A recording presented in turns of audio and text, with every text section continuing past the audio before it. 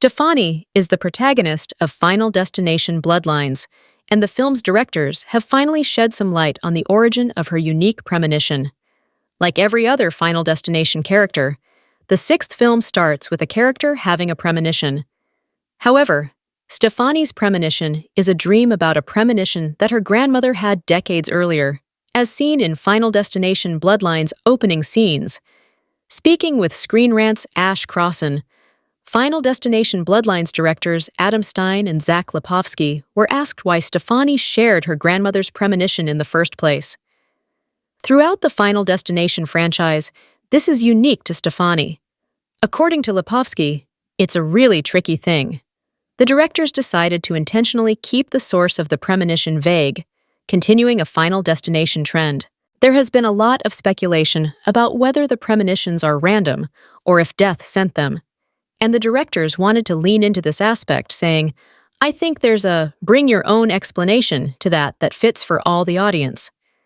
Here are Lipovsky's full comments. "It's a really tricky thing.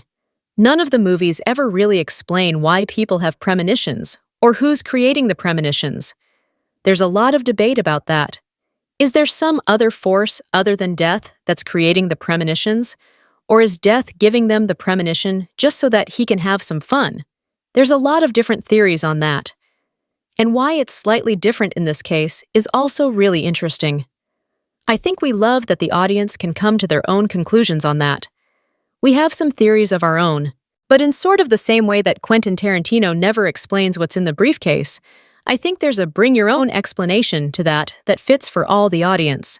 There still isn't a definitive answer for the premonitions in Final Destination Bloodlines, and it is likely that there never will be.